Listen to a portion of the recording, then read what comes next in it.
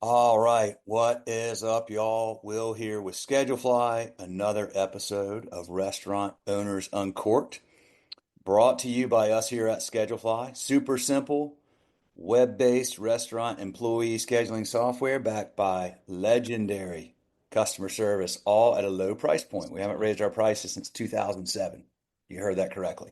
Um, if you are on pencil and paper or Excel and scheduling and communication is a headache, we've got some aspirin for you. We don't sell vitamins. We're here for you if you need us. If what you're doing is working, keep doing it. If you are on another scheduling software, they're venture capital backed or they're owned by private equity. They probably charge you a whole lot more. They do charge a whole lot more than what we do, and we are happy to accommodate you if you would love to give Schedulefly a free trial anytime, 30 days free. Y'all, my personal cell phone number is on our website, schedulefly.com, and 3 pages on that website. So grab it, call me. Happy to wrap with you anytime. And that is all about Schedulefly. Let's get into this episode. So we're like nearing episode 600 here. We've been doing this Wow. for yeah, Congratulations. started this 12 years ago. It's funny because guys, I'll get you to introduce yourselves in a minute here. But 12 years ago, when I was first started doing podcasts, nobody knew what one was. I had to beg people to come on this podcast and talk about owning and running restaurants, and it was a slog. And everybody's like, "Well, who cares? Like, where are you putting this? What is this?" Now, I got fortunately connected with y'all because I don't know you, but your PR guy, Raylan, reached out and was like, "These guys have a cool story. Would you like to have them on?" And so it's been funny to see how this like wave of podcasts has come across. So we've been doing this a long time, and we really appreciate y'all taking the time today to talk about Barry Bagels. And I'll just get you to, if you would each introduce yourselves just briefly. Go ahead, Mark. Sure, yeah. Mark Greenblatt, Barry Bagels, uh, my uh, president, correct? I never know what Yeah, I am you these days. I have multiple titles, but president, yeah, my dad, Barry, started the company in 1972. I took over 2008, I believe, and have six corporate stores, and we've been franchising since 2012, 14. Jimmy will fill in the gaps there, but that's me. Love it, Jim. Let's do Sure. it. Yeah. Well, thanks for having us on. Appreciate it. Congratulations on all your success. That you got to queue up to get on the podcast these days. So All right. that's pretty awesome. Yeah, Jim Nussbaum. I grew up here in Toledo. My first job ever was with Barry Bagels as a 15-year-old, cutting onions in the back, uh, taking out the garbage. And I joined the brand in 2013 with the charge of helping us grow through franchising. And right now we have uh, about to open our 20th store in the next 3 weeks. And we have a total of, with development deal signed, either another 64 locations under development. We're in 5 states. And again, excited to be here. Uh, Barry obviously started the brand. Mark's done an amazing job continuing the culture and excellent customer experience, high quality products. So I'm very fortunate to be able to go to work every day in a place like this. Wow, what a tip of the hat I have for y'all and Mark for your dad. I mean, 50 years y'all been in business now. 53 years, if I understood Yeah. that. Yeah.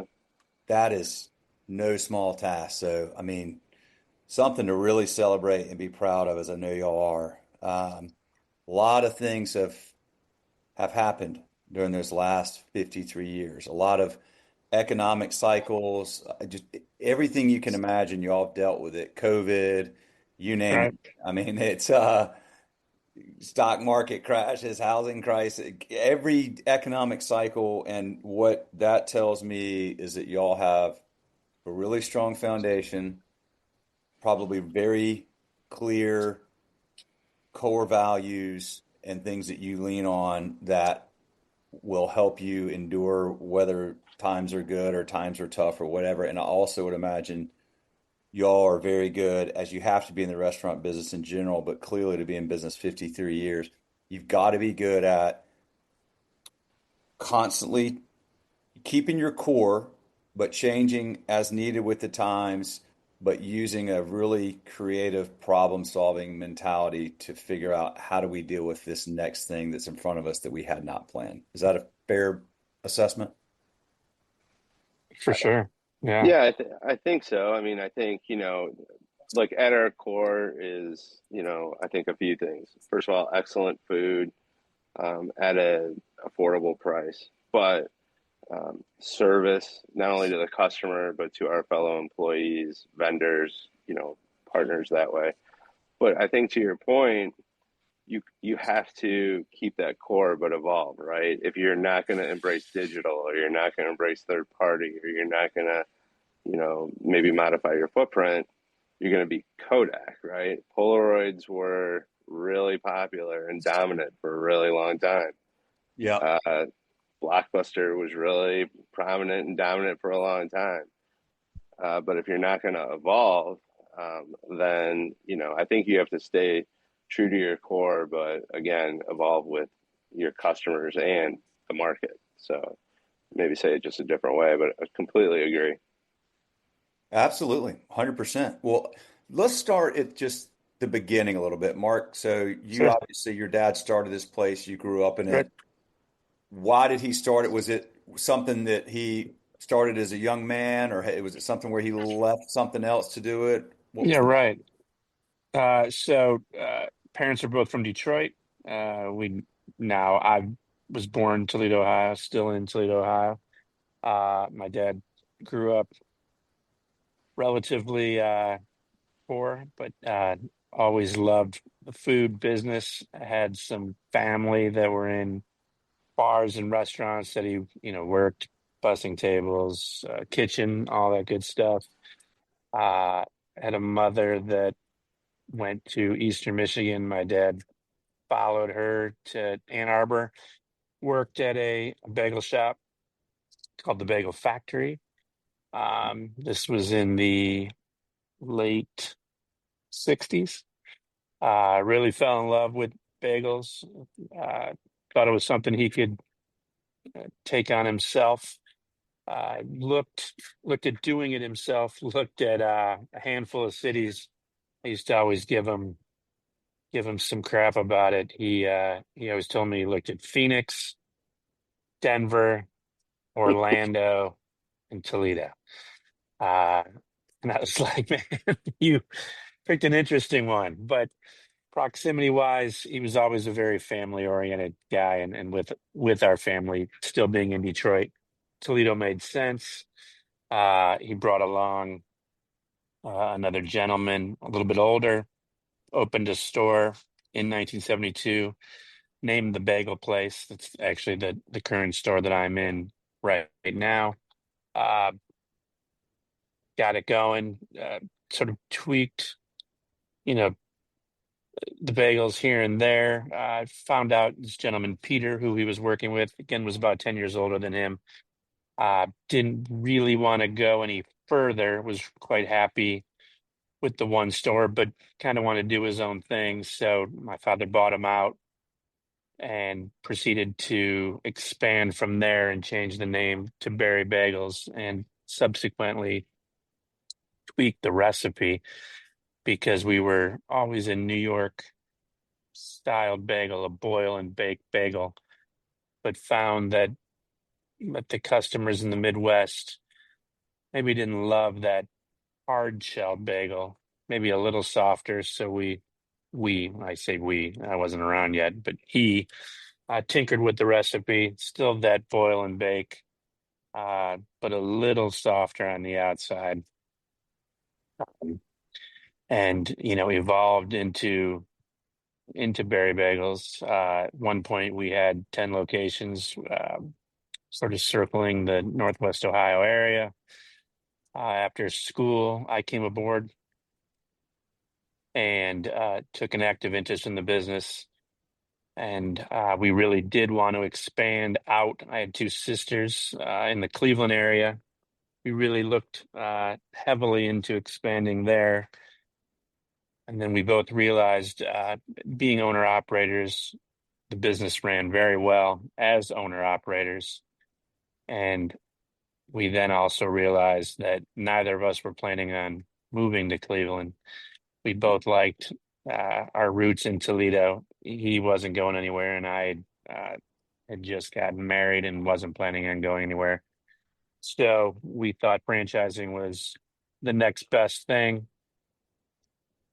Reached out to Jimmy, who had just come off of doing something similar with mutual friends of ours in the dental business right around the 2012, 13-ish time.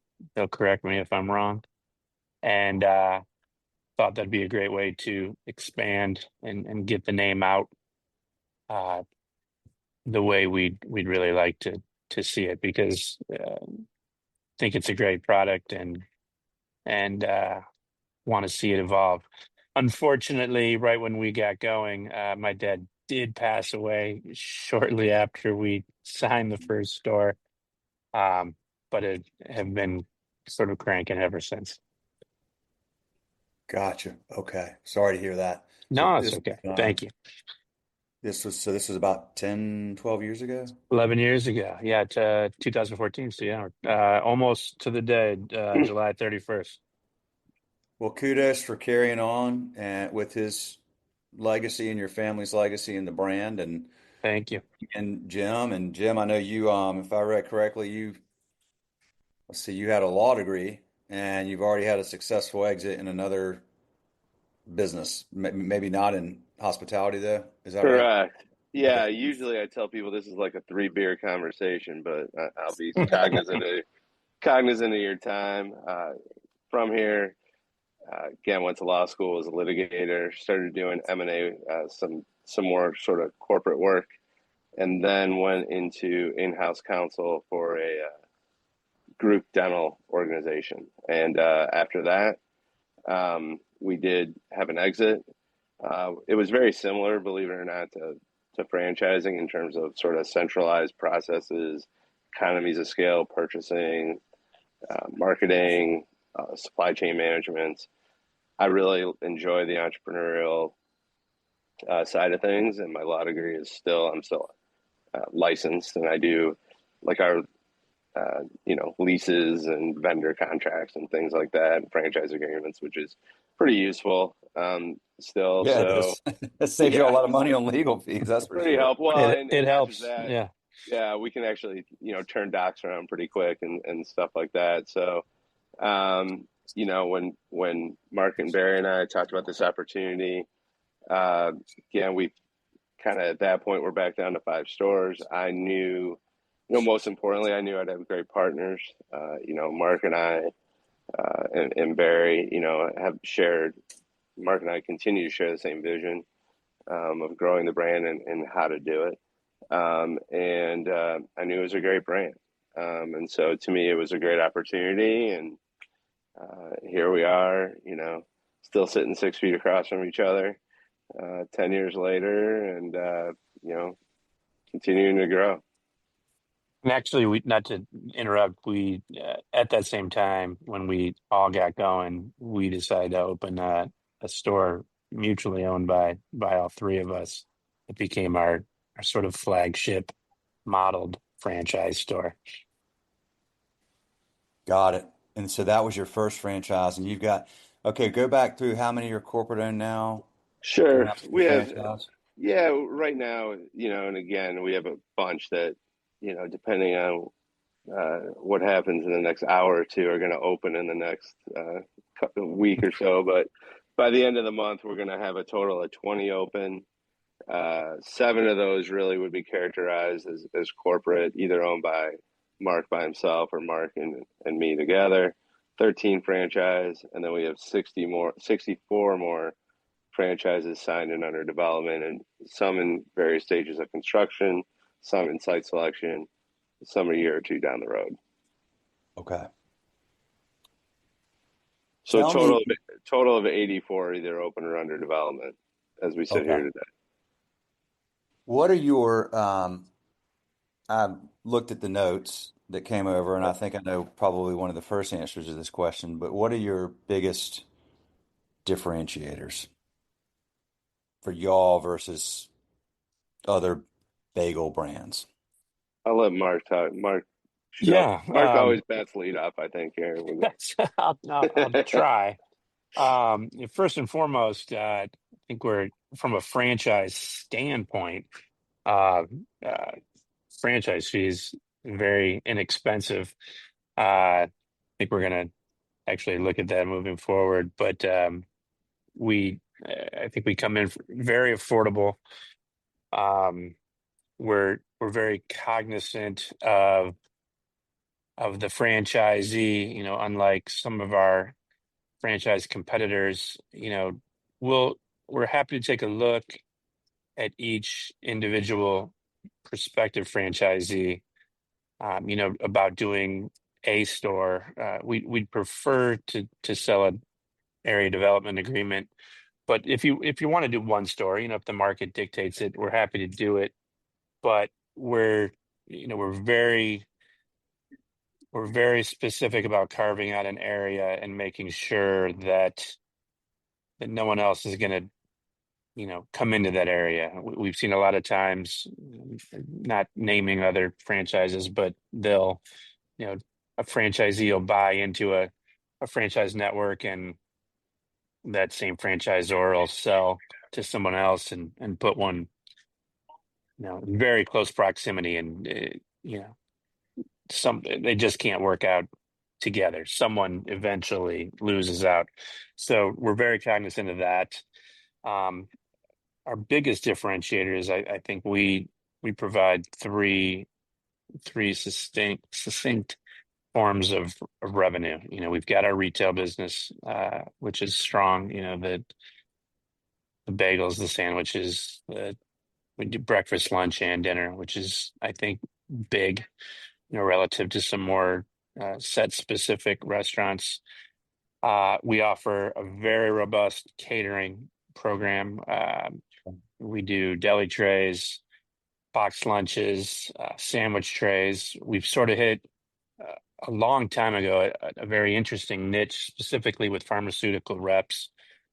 They used to be able to take doctors out and wine and dine them, and a bunch of years back, I think they sort of scaled back on that.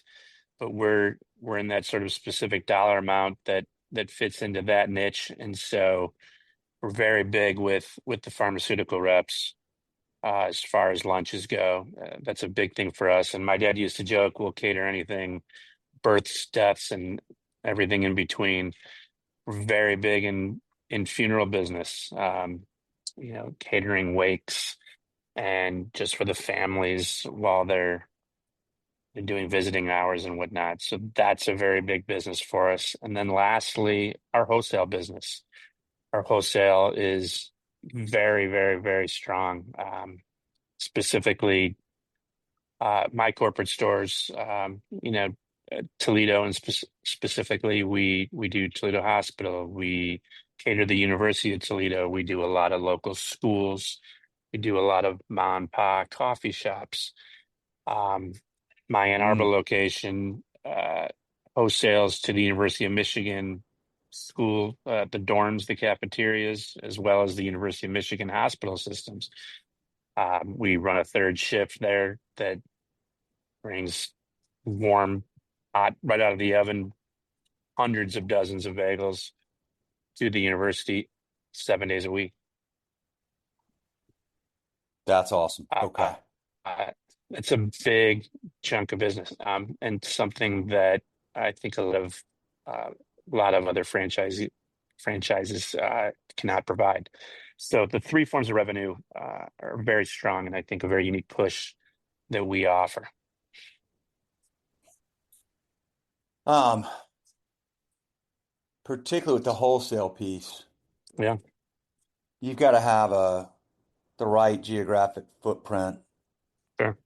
to nail that, I would think, for the franchises. So you guys are, I'm assuming when you've got a franchisee that's interested, you're vetting not just that location, but that area. Are there area hospitals, university, things like that that make the wholesale piece? all day, yeah, all day long. And we, one of the things that we pitch both to the prospective franchisee, and then you know, once they've been vetted and once they sign, we've got, letters of recommendation from these universities, from funeral homes, from pharmaceutical reps that we can offer them to said local schools and whatnot in that area, to show that we know what we're doing and what we can offer to them in that local area. Gotcha. Okay.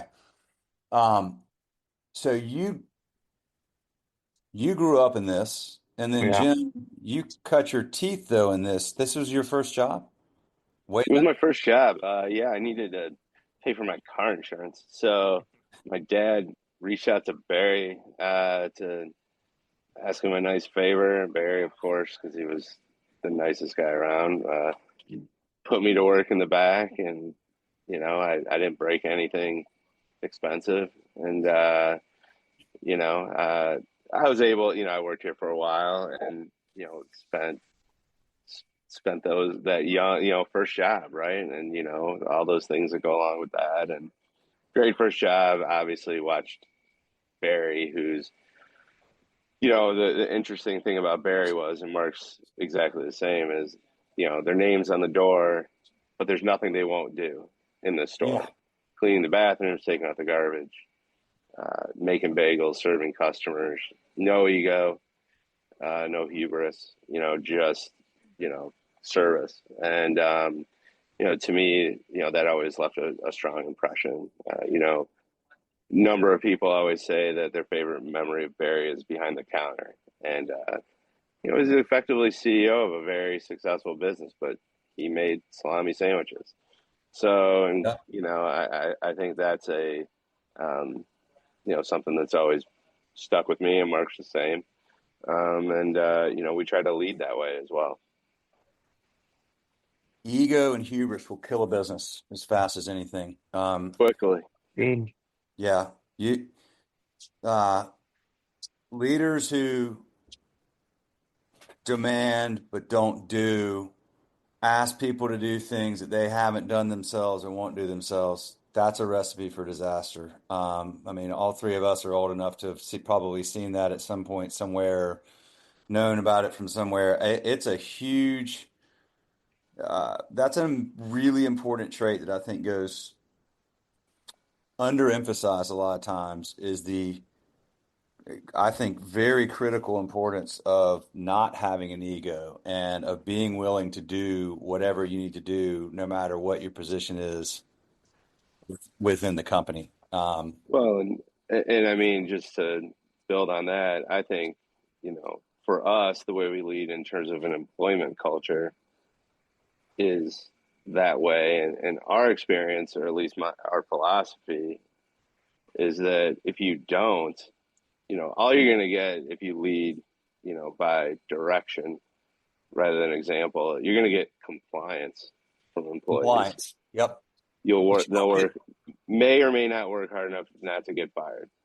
But if you want to get excellence and people who will run through the wall for you, so to speak, you got to stand shoulder to shoulder with them or show you're willing to do it. And, it's, you can't fake it. And, authenticity, people can suss it out very, very quickly. And so, Yep. I think that, if you want excellence instead of compliance as a leader, I think you have to be willing to clean the bathrooms, whether in real life or metaphorically. You have to be able to show that you're willing to stand, shoulder to shoulder with your employees and be a good listener and ask questions and be interested. And, I think those are important ways to lead. That's why I think we don't have a lot of turnover. from we have people here 20, 30, 40 years. We have one lady who's been here literally 52 years. And I think, hopefully it's at least in part, if not large part, by the culture, that Mark and Barry have, led, and that I'm, fortunate enough to be a part of. Well, I, I wonder about that conversation and how much emphasis you place on that when you have potential franchisees, because um, this is true with somebody that's buying into a franchise. This is true with somebody that just has an idea and wants to open their own independent restaurant, which is, it seems awesome, but you have to, and it is, but you have to be ready to do whatever it takes, right? That's I true. think Yeah. people sometimes might buy a franchise and think, I'm going to put money in, I'm going to get the playbook, and I'm going to have, hire a team of people and let them run with this thing. And that's a risky proposition, in my mind. All day long, all day long. Agreed. I'll tell you a quick funny story.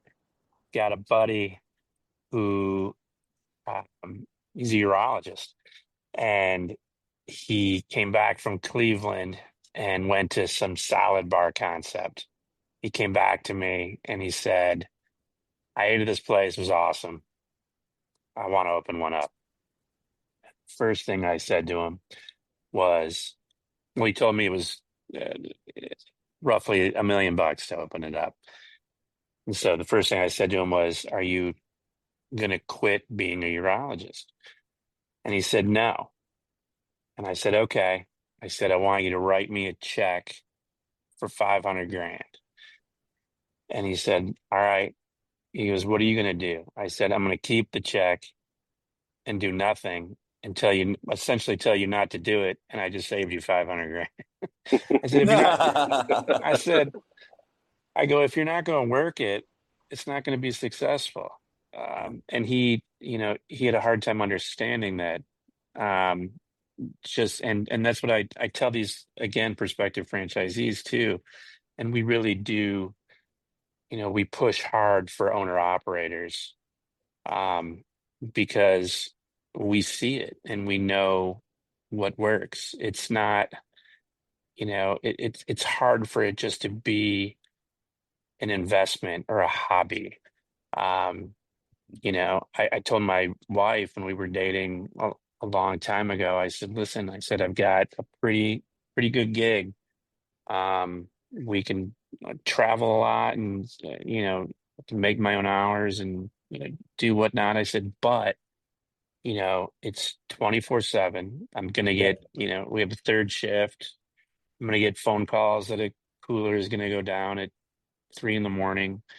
Yep. Um, and I go, and Saturdays and Sundays are the same as Tuesdays and Wednesdays and Mondays. I said, every day is the same. I said, if you can handle that, we're great. If you can't, I go, it's not a 9 to 5. It just Monday through Friday. It just isn't. And people have a hard time understanding that. But if you can get past that, restaurant business is awesome. It's so fulfilling and you can make it great, but it's not a hobby. It just can't be. History is littered with the carcasses of closed restaurants and franchises where Oh yeah. somebody thought it was going to be a side hustle gig and profitable, and they would just hire somebody that knew what they were doing to run it. And it's like, Listen, yeah, we've moved into some of those locations. Trust me. We know. yeah, yeah, that's I think awesome. I think the other thing, one of the things we try to do is I like to meet people or spend time with people, and we like to spend time with people, not, in a more casual setting. I sort of feel like everyone can kind of be their best selves with us, with me and Mark. But I like to see how people like treat waiters and waitresses. I like to Oh see how yeah. people Oh yeah, treat, All day long. our folks, and I mean, like I said, anybody can sort of, make it through a meeting with me and, that sort of thing. But how you treat people, when, those sort of folks, that reveals, character and whether or not, that's somebody we want to be an ambassador of the brand. And so I try to get people into that, a dinner, a lunch, have a beer, or whatever. Just want to see it. Just how do you interact? And to me, that's an instructive. We learn a lot. About folks. Sure. Usually good. Something once in a while it's a bust, but Every it once in a heads it while. off. Every once in a while, it heads it off. It heads off a bad situation. How do you find potential franchisees? Right now it's all organic. It's Yeah. all fans of the brand, or from former Toledoans or former employees, or now we're growing to the point where they've been to another franchise, Yep. not just ours. We're kind of expanding outward. So we haven't done, like, I don't have like a fran dev person, or franchise gator or whatever. We do, and not bashing those. It's just not what we're doing right now. I think we will. That is not. It'd be great if that's a wholly sustainable way to grow a brand. I assume in the future we'll have some fran dev uh, campaign and thoughts, but at least to this point, it's been organic. And again, we try to make it easy to reach us if you're interested. Um, and so far, so good. But I think Fran Dev, a considerate, thoughtful Fran Dev programs, probably 12 to 24 months off. Well, but you've got how many in development right now or that have signed? So a total of 84 either open or under development. Yeah. Wow. And that's all through word of mouth. Word Yeah. of mouth, history, pastrami, corned beef. Yeah, all that. That's incredible. That's freaking amazing, guys. I Says a appreciate lot for that. your brand. It takes a Nice lot of of you to people. say. Yeah, I think, again, the food's great, but we try to be really accessible, responsive. We don't want to, like, you don't go down an island. Everybody's got our cell phones, our, management team cell phones. We view these folks as franchise partners, truly.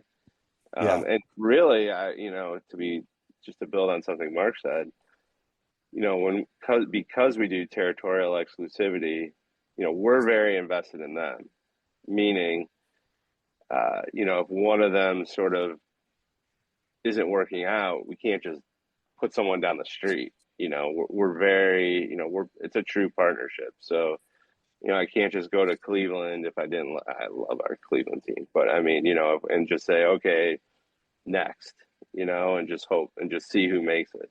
So we're very invested with them. They know it. I mean, and so that model lends itself to a very, bilateral camaraderie. We need them, they need us. We can't just, again, put somebody down the street. So uh, every market, we really try to have that territorial exclusivity, and it works out well. Hmm. Yeah. You see, clearly y'all are in it for the long play. I mean, the Yeah, business has been here 53 years. I mean, because you see these franchises that come out of nowhere and they're signing all these locations and all this stuff, but a lot of times you get the sense that those folks are in it for the franchisor, not always the franchisees, because every franchisee they sign, they get money coming into the franchise. Like it's like I have there's times where I'm skeptical of whose interests are, really first in some of those. And it's very clear already talking to y'all, you've got you're playing the long game and you care about the brand and that matters a lot. And I think sometimes you see ones where somebody has a concept and it rolls quickly and then they exit and they make a lot of money and franchisees are left holding the bag and private equity crushes the brand and then it just, I mean, happened before and it'll happen again.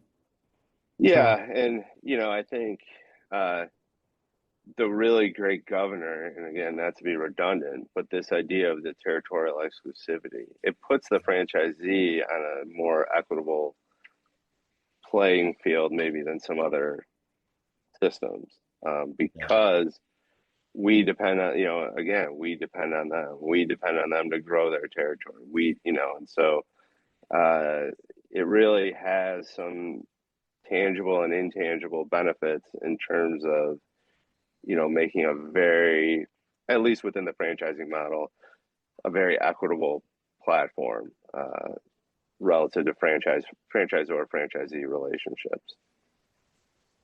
So I'm from North Carolina. I live in Charlotte, All and right. Hey, um, you know you've been you don't have anybody down here, do you? No, And we not yet. don't. we We almost did. don't. Yeah, We were remember? Yeah, close. yeah. Yeah, but yes, we Charlotte's a cool place. We're Cool fans. place. Yeah. It's a cool We, place. It's yep. it's it's interesting because I've been here my whole life. I was born in 1974, so Okay. 2 years after your dad hung out a shingle, and I remember the first time I ever had a bagel. I think I was 12 years old, so let's call it mid 80s, and I was on a plane, and they gave me I thought it was a donut, and like I bit it, and I'm like, what? This is horrible. And then I was It's a like, plain, It's there's a no bad flavor. plain donut. Like, donut. Yeah. yeah, I mean, I grew up with Krispy Kreme right here. It's like Yeah, I was right. like, what is this thing? I didn't There even you know what a go. bagel was, right? Like in the mid 80s in Charlotte, right? And of course, you know, that's everybody does now, and bagel places are all over. But um, it's I wonder. So it was interesting to me because I still like you mentioned the different, I guess, like flavor profiles or taste profiles that people might have based on where they're from. So that speaks to me like what I was telling my kids last night, we got this local pizza place and it was like New York style thin sliced, and they're like, I'm like, this is how they do it in New York and whatever. So bagels kind of have their own thin, thick, hard crust, thick, like is They that do. a thing? Like, Mark, yeah, I'll let Mark weigh in on that one, but Yeah, I mean right. Between, how they're baked, boiled, steamed, soft, hard on the outside, hard on the inside. Um, there's not a million ways to bake them, but yeah, I mean, there's basically New York style and sort of a gentle variation of everything else. okay. Like I told you before, we boil them, which gives them, a nice sheen on the outside and fluffs them up, and then we bake them in a hot, you know, essentially revolving uh, convention oven that at 500 and some degrees, much like a old school deck pizza oven, which gives it that sort of crisp on the outside. We just don't take it as long, so it's a little softer. Um, I mean, if you want to go way, way back, the New York Jews like them a little. They started with the bagels and they liked them a little crispier, and there weren't as many Jews in Toledo as there were in Detroit, so I think we got off to a little bit of a rocky start. So we softened them up a little bit, and my dad used to joke. He said when the Jews came in and said they were a little soft, and my dad would tell him, "Well, there's a lot more of them than there are of us." So that's why we did it. But it's sort of the best of both worlds. It's a great product. Um, I mean, I'm biased, but I would put ours up against anybody's. They're fantastic. I want and one. I think When you grow, I'm always fascinated with this, with franchisors. As Yeah. mhm. you grow through sort of like ever expanding concentric circles, so you've got Yeah. some attachment to the brand, or do you just go, there's a franchisee in Dallas, Texas that wants to do this, No, great person, great location, but we've got nothing Y- within 400 miles of Dallas. Like, do you still do Right. what? How do you manage that? Yeah, I'll let Jim chirp in a second. But yeah, we were concentric circles, just like you said, up until Texas, that opportunity came about. But I'll let Jimmy. Oh, you literally have one Yeah. in Texas? I mean, I just made that up. I Well, thought, yeah, yeah, you Oh, know, yeah, you okay. All right. just signed a big deal in Texas. So Congrats. I do real quick on the bagels. You know, the other piece is that I think what's important is we boil and bake throughout the day in yeah. small Sorry. Yes. batches. So, you know, versus say a morning bake and they're kind of in the bins all day long. One Mhm. of our value propositions to the customer is boiled but baked fresh all day long. So we're baking at 10:30 and 2:30, and if we run when we run out of a flavor, we make more. And so the customers know that they're getting a fresh bagel, no preservatives, that sort of thing. So I think that is something that, you know, sometimes people come in here and they're like, what's warm? You know, and, you know, Mm. most of it's a little warm, but I mean, you know, like they want, Yeah, and you sorry to know, expand on that real quick. Um, yeah, it always drives me insane when customers come in and they ask what's fresh, and that's a hot point with me. I can't stand that everything's fresh. I would actually rather they say what's warm because, like Jim said, small batches all day long. Where you might not get a warm bagel because it might have been a half hour, an hour since they were baked. But yeah, you can't beat our freshness because we are baking tiny batches. We want them. We'd we'd actually prefer each bin to run out because if you came in and maybe your flavor, someone had just bought them all. If I tell you you might have to wait 7 or 8 minutes for hot bagels, I think 9 times out of 10, there's nowhere you have to be that fast. You're not going to wait that short a time to get hot bagels out of the I mean, that's my opinion. So it doesn't take very long to bake them. So we bake all day long. Love it. so yeah, so back to the concentric circle, kind of the plan. Uh, you know, the way we look at it is kind of the strategic plan, you know, 80% of it is grown in these concentric circles, but the other 20% is kind of being opportunistic. If there's someone in a market that is interesting to us who is uniquely qualified to, you know, whether by their experience or connection with the brand or some other factor that, you know, makes sense to make that leap. And so, you know, our bagels they're not, we don't par bake them or anything like that. They're raw dough formed, and then we ship that raw formed dough, frozen, uh, you know, to our stores where it's baked at the store level. So we're not baking in Toledo and then sending baked bagels to Dayton or Louisville or anything like that. There's an oven in the Louisville store, and they put them in the kettle and bake them right there. So we'll ship frozen dough, you know, around to where it needs to be. But yeah, as it happens in Dallas, we have a younger, when everybody's younger now than me. But yeah, I get it. You're younger than me too, Will. So hey, you know. um, but former Barry Bagels employee work, went to college, went to work in management at Sherwin-Williams in Dallas. Worked here, knows us. I mean, literally worked here in the store where we're sitting. Wanted to open his own business, wanted to open Barry Bagels, and so we're partnering with him to develop in Dallas. And uh, he's our partner to acquire. You know, he's going to open a store or two, and then we're going to get franchisees. There'll be boots on the ground. And again, that's a unique situation because of his experience, connection, professional experience, and background. He's uniquely well suited to do this a little further away. So yeah, 80% grow in these circles, 20% be opportunistic in markets where it makes sense. So that's a new deal in Dallas? It Yeah. is, I mean, relatively new this year. I'd say in the last We signed it probably 3 months ago. Okay, so they've already got like the reason I asked that is I know a guy who's in commercial real estate brokerage. He's done really well down there. If y'all ever need a connection, Oh, no, I appreciate Great. it. Yeah. probably already have Thank you. one. But yeah. So Yeah. what about okay? Then where are you? Like, how close are you to my neck of the woods at this point? Like, where's your on the outer Sure. rim of that circle? Where are you?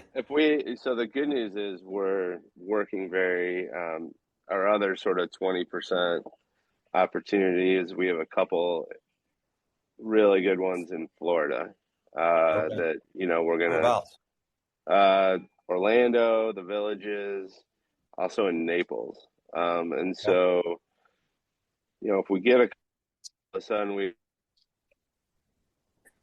and Charlotte's on the way. So, again, if we find the right operator and it makes sense, the person in Charlotte needs to be a little bit more experienced or talented or sophisticated than maybe the person in Fort Wayne, Indiana. Not because Mhm. of the difference between Fort Wayne and Charlotte, but just the proximity, Right. the Yeah. training, if something happened, I can be there in an hour and 45 minutes. A little bit more on an island, so they need a little bit. We like the background to be a little more, significant. Do y'all have franchisees that come to you that already have another concept and they're looking to diversify their personal portfolio of brands, We different do, parts, things like that? we do, and I think that's an interesting sort of development more broadly in the franchisee world, where they're Yeah. bringing, they're sort of building these portfolios, right? Like a dessert, a bagel, a Yep. pizza, maybe a service brand or something like that. So I think that's a phenomenon that, we're starting to see we've seen it on the macro level with franchisees for sure, but we're starting to see it a bit on the micro level with franchisees. And I think like I can see it just, sort of the canary in the coal mine that people call me like, hey, I own this and this would be complimentary or, that sort of thing. So we are seeing that. And I do think it speaks more broadly to developments and they're building these sort of mini portfolios, not mini, but I mean, contained, if you will, in a geographic area portfolios. Yeah, I'm seeing that more and more. And it's a hedge and then you get people like I mean I can tell you right now there's Jersey Mike's franchisees that are figuring out like maybe I don't want to have all my eggs in this basket because now they're owned by Blackstone and who knows and different when it was that dude Peter Cancro and it was his thing and but now they're like Right. "Huh, maybe we should consider like the next investment is in a different brand and but and then there's some good groups here in Charlotte that they've got like every day part covered and like Yep. they're good at executing on a playbook and a plan and developing that brand here and they want to stay here so they go okay well we've got chicken covered and we've got breakfast covered and now let's figure out like what do we do for dessert or like you said Right. And I agree. And I think the other piece you're seeing with that is, they've also built to support their current brand, like the administrative team, payroll yeah and marketing and insurance and all that stuff. So to add on people is much more incremental than to start, like they're already doing a lot of it, at least administratively. And so it's not like they have, bolting on a new brand.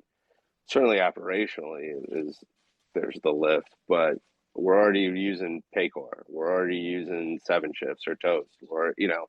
Like we already have all of those administrative relationships. So I think that's also the realization that bolting these new brands on is more incremental than exponential. I think is leading to that as well. yeah absolutely um so you've got the dough. I wanted to get back to that. You've got your Yeah, essentially a dough um, factory, and that's all. Is it shipped? daily, or like how do you get that out to the friend? No, it can't be shipped daily, but I mean, how often you're Sure. shipping? That's going to change as you grow and get into different markets. That's a Yeah. So fill in it's for me, I guess. yeah. So I'll compress about 2 years of supply chain work into 2 minutes. Uh, but we make our dough at the. It's called the Bagel Factory. It's in Ann Arbor, Michigan. It's boxed in cases of 120 frozen form bagels. That dough we distribute through Gordon Food Service, and Gordon Food Service has distribution centers, and so that dough is held at a distribution center, and then our franchisees place orders to be fulfilled by those distribution centers. And 2 or 3 times a week, the trucks leave the distribution centers. It's a 3 compartment truck, dry, refrigerated, frozen. Hopefully, our bagels are in the frozen section if everybody's doing what they're supposed to do, and that's how they're fulfilled. So there's a warehouse, within a couple hours of all of our franchises. And as we grow, then we start taking more distribution center space, right? So we'll be in Nashville distribution center or Orlando distribution center, so on. So the distribution centers are the fulfillment centers, basically. And then, as the franchisees need supplies, they just place their order and it's fulfilled from their respective center. Got it. Okay. Excellent. Excellent. Um, we're getting close to an hour here, and I want to respect y'all's time, but I want to leave us time to talk about anything that we haven't talked about yet that y'all want to make sure that we discuss. Yeah, I think that first of all, we're both. I know. I mean, Mark can certainly speak for himself, but on behalf, I know we're very grateful that Yeah, thank you.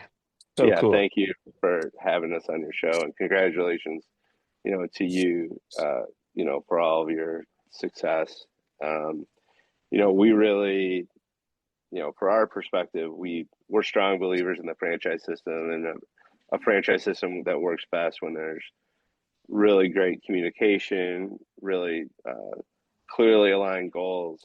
And I guess I'd ask you, or you're immersed in this. I mean, what's your vision, or how are you seeing the franchise model evolve?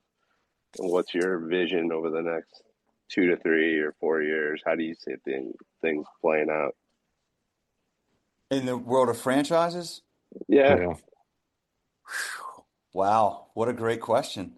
Um, thanks. you know,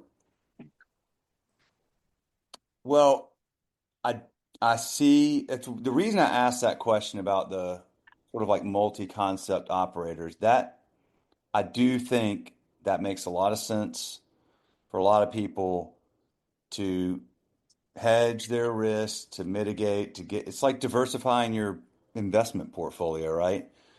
And more people that want to be have some sense of balance. I mean, look, if you're a franchisee, like y'all said, and you're good, you're on 24/7.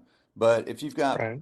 five different concepts, but they're all here in Charlotte, at least you can manage any of that now, today, there, in person versus like in the past, I think you'd see a lot of franchisees that would maybe they have a brand that they start in Charlotte and then they go to Greensboro and Raleigh and then they get outside, they take a really large territory and that becomes a lot harder to manage if you want to have any balance in your life versus we've kind of got this concept baked out here. Let's get another concept in there. So I do see more of that. But honestly, guys, like, you know, I'm still like, this is probably maybe the last year and a half where I've had franchisors come on this podcast. I mean, if we've done 600 episodes, 575 of them have been independent restaurant owners, right? Or like small restaurant group owners or mom and pops or whatever. That's kind of like our business. We built Schedule Fly sort of to serve that space, but we started realizing, wait a minute, we're getting all these franchisees of all these different brands, Jersey Mike's being one, that like use and love our stuff. we should know more about how franchises work. We should know more about the relationship between franchisee and franchisor. We should know more about the types of tools and systems that they use and how they're successful. So really it's been the last year and a half where I've started talking to like franchise CEOs. Some of them have come to us through their PR agent, or some of them where I go to some franchise organization where I say, look, you've got, some number of franchisees that use Schedulefly. I'd like to have a relationship with your franchise brand. Could we get your CEO to come on the podcast? That's a great way for me to build a relationship. It's a great way for me to learn. So, I mean, I'm not as immersed in it and well versed. I don't know is the short answer. I'm not going to sit here and like just make up some BS. I'm still trying to really learn. I mean, I see obviously a lot of new technology that's come in over the last decade. I don't know how franchisors possibly can sift through all the different options and try to figure out the right tech stack. I've also seen billions of dollars of free money that got washed into this space. And I'm talking specifically about like restaurant tech, not scheduling, but just restaurant tech in general. Uh, Use our product and you'll be successful kind of stuff. And I think that money's not free anymore. So there's no more rounds. So I think you're going to unfortunately see a lot of, you're going to see a lot of tough endings of stories in the restaurant tech world and lots of, companies that made lots of promises that maybe it doesn't end up working out, for the buyers of those products. There's going to be a lot of mergers and consolidations. Uh, So you just said the word I was going to say. I think these are the times where you start to see consolidations of, the yep, Olos and the, yep, whatever it is, all the, 10 sort of flow up into four, three or four, and yep. some parts survive. But it feels like that's coming. Again, whether it's the loyalty space or the, you know, tech, It's the every space, ordering dude. space. Yeah, Every every space. The POS space is interesting. We use Toast, and we're happy with them, and but it feels like it's coming there as well. It's coming. There's no doubt about it. So, um, well, I mean, it's easy when money was free, right? Like, like get rid of Yeah, A money and lot easier. yeah, yeah. yeah. But yeah, I mean, it is definitely coming. I know a lot of other restaurant tech CEOs, and we never took any investment capital, but I know a lot of the folks that are in that space. I mean, I live in Charlotte. I'm like the only person here that Yeah, does finance, yeah, so like yeah. you are going to see a You're lot of that. You're going to yeah. see a lot of that, and the thing that concerns me is that like how does that trickle down and negatively impact people that are trying to run restaurants and hospitality businesses? That's So the concern I have. yeah, and the concern with that is right. The more choices you have, kind of the more competitive you can get on pricing as a user, because I can go if I, and then all of a sudden, what happens is when there's consolidation, pricing goes up, right? Because there's not as many competitors. So you have this sort of bounce, economic, consolidation and subsequent bounce. So that's the phenomenon I think that you're identifying that we're all waiting to see, how it plays out. Yeah, I think so. But other than that, I mean, I'm still learning. I've enjoyed having folks like y'all. We've had somebody as big as like the CEO of Potbelly Subs came on here, and then we have like small, you know, 6, 8, 10 location growing franchise like Chad Beal at Bohemian Bull. He's down in Charleston. He's got 9 locations now. Freaking great dude. I'm I'm a kind of bet on the jockey, not the horse kind of guy. Like I look at him, I'm like, that guy's going to be successful. Watch. Yeah. And so, but I'm there's so much to learn, and I ask about the concentric circles thing because there is no. I would imagine if I were doing what you do, I would want to generally do that or 80 Yeah. 20, like you said, because you've got some awareness of your brand and like it's not like Right. some random brand shows up and you're like, well, who the hell are they? You've heard And about them or whatever, but And then we've seen it. Yeah. there's we've seen other it. Yeah. But there's Sorry, other go ones that figure that out. Like that's what I don't get. Like they're like, wait a minute, you're here and you're there and you're there and it's working. And they're like, yeah, we get good. All right. I just always like to ask that question. I'm just fascinated with it. I I just think like to it's learn. Like I don't know a whole lot. I just like to ask questions and learn. Like as I go. That's why I do this yeah. podcast. We just and again, just, just because it's right for us doesn't mean it's right for everybody. But we decided that concentric circles, as when we first started, especially, and now, remember at that time, maybe our cloud-based management wasn't as sophisticated or our supply chain wasn't as sophisticated. But I still think the ability to get to a store, at its most basic level when you're starting, Yep. to and be at a store, whether it's to provide support, not just bad stuff, by the way. I mean, go there and congratulate a franchisee. Go Yeah. there and celebrate Amen. something, right? Yep. So Right. it's not just the bad part, right? It's to go there and celebrate their accomplishments. Like to me, that's the way. That was the way, at least for us, to build. And again, it's not saying we have the market corner on great ideas. It was just right for us. Yep. They're all accessible quickly right now.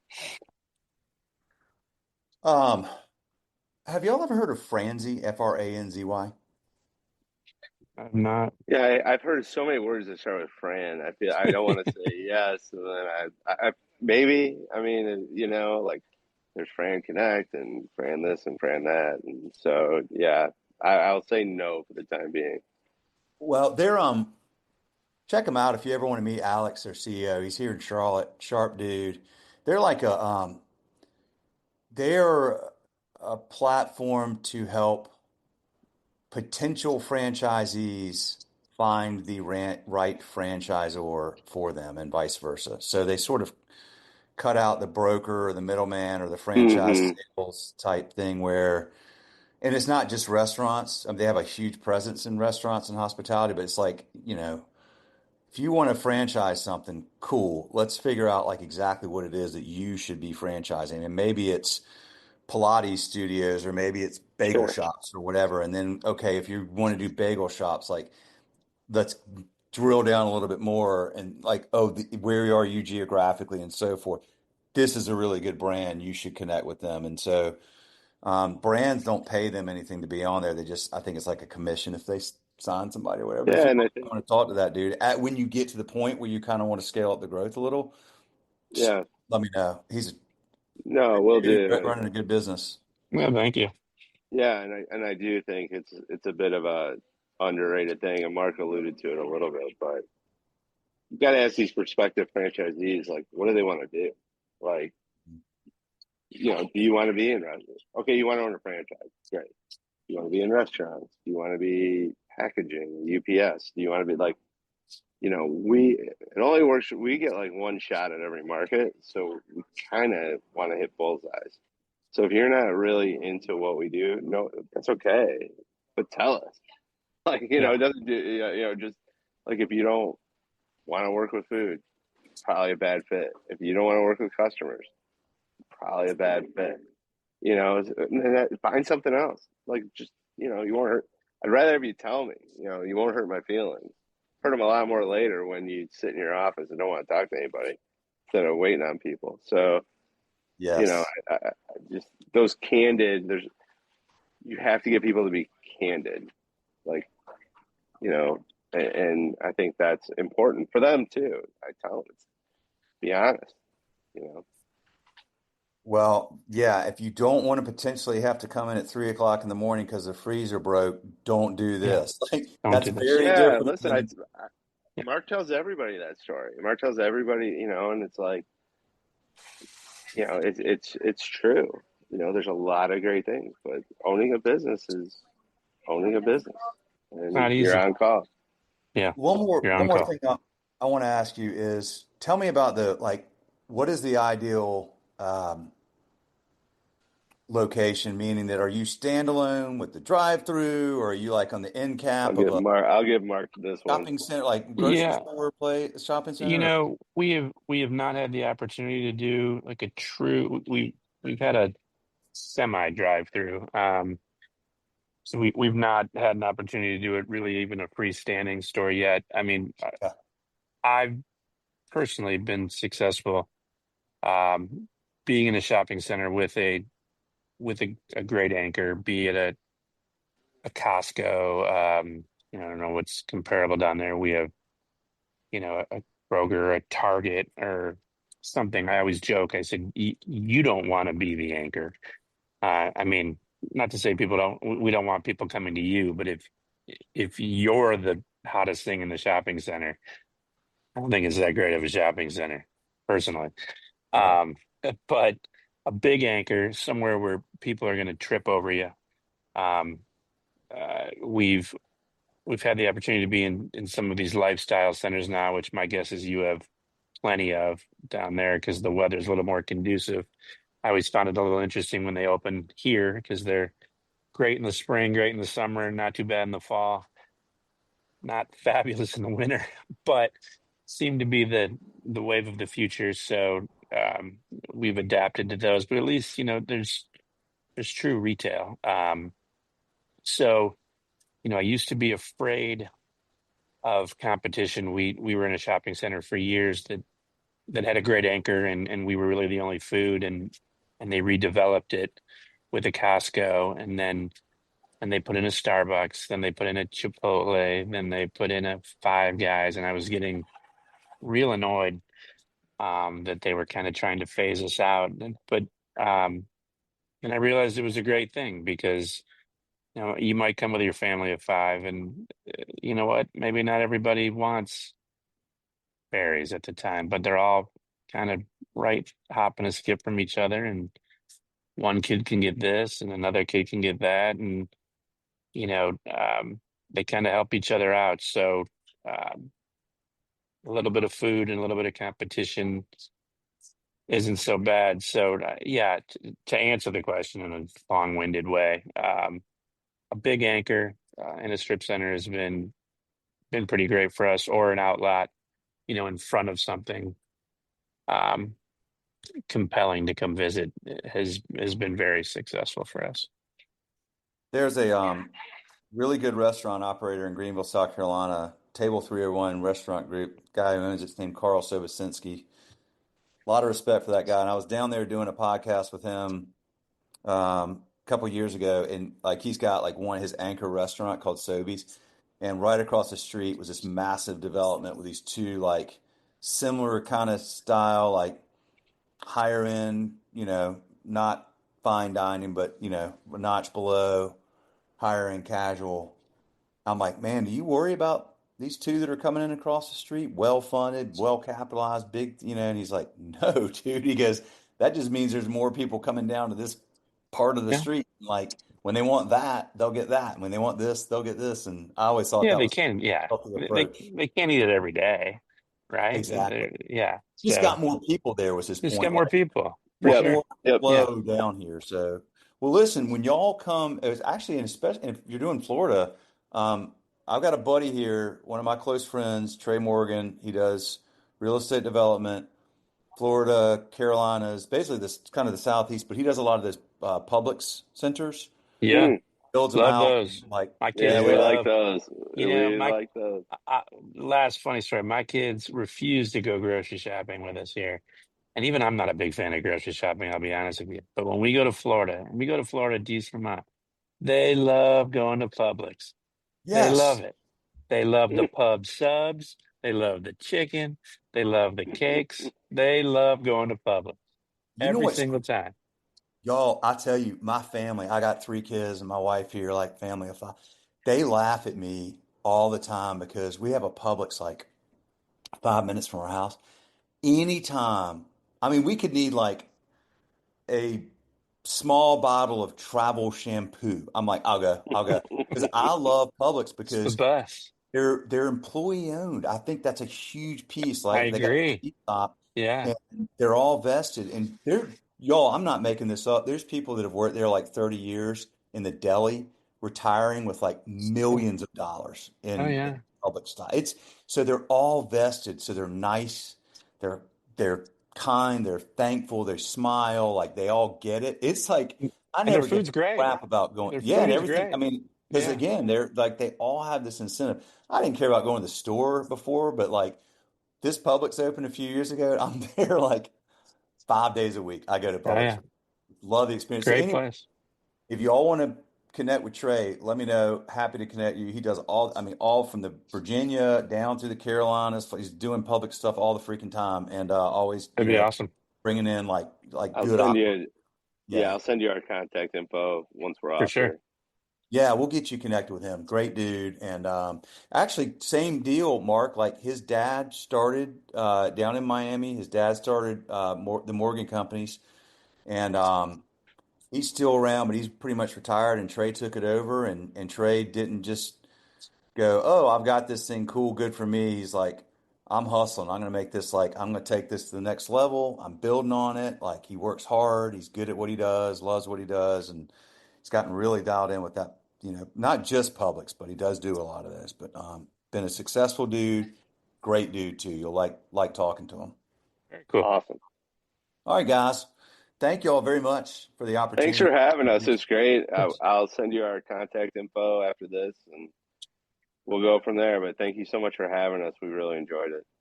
And hey, lastly, too, please send us some information on Schedule Fly. I'm very, very intrigued by it. I would love to see it.